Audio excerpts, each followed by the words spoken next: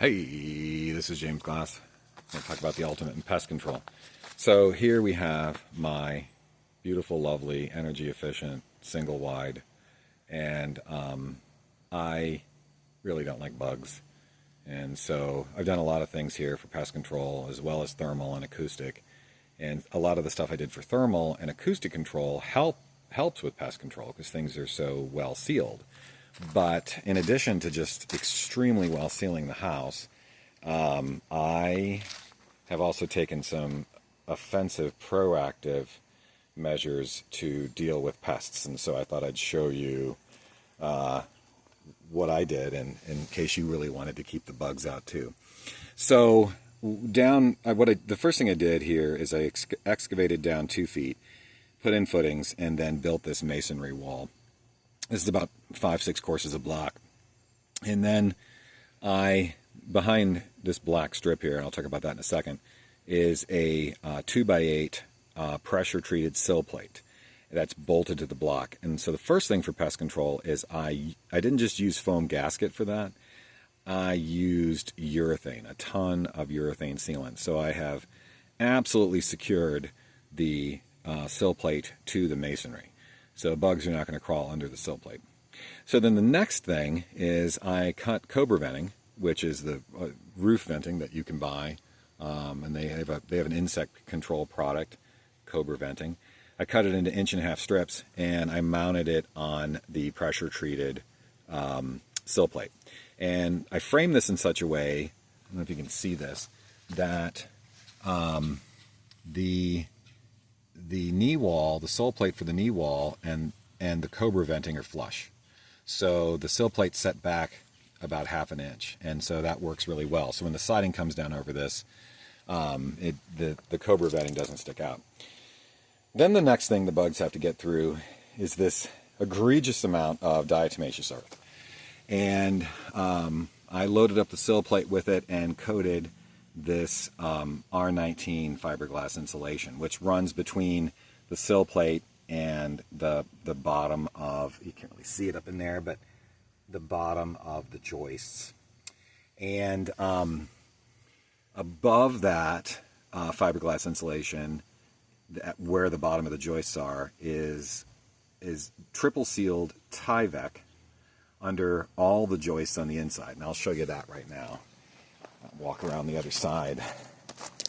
So there's no way they're going to get up into the house or into the crawl space. And the other thing, here's an example over here where I haven't excavated yet.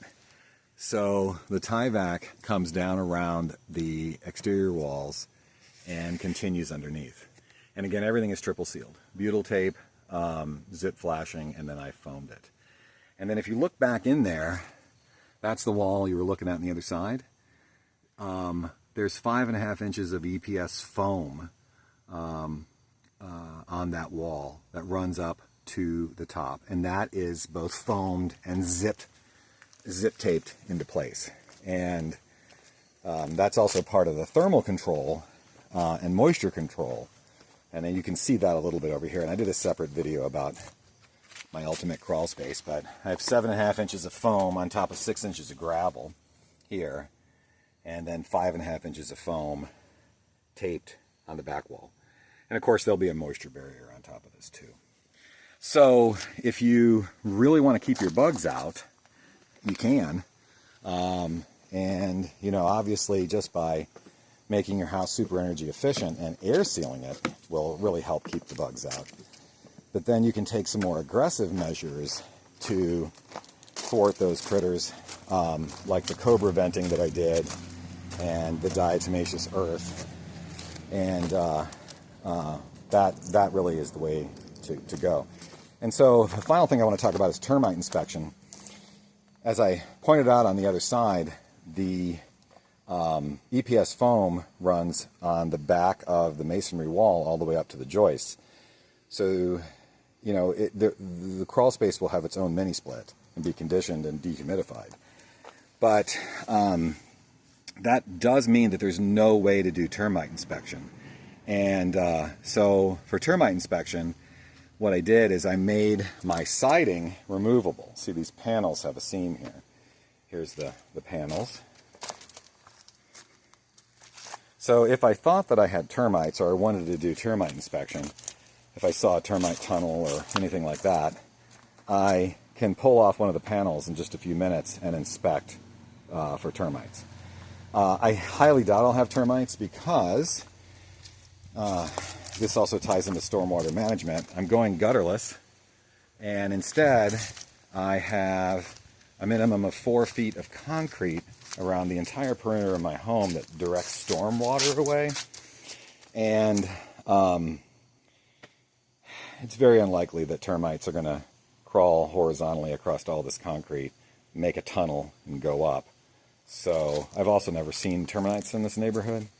But nonetheless, I have made provisions for termite inspection. So that is the ultimate in pest control.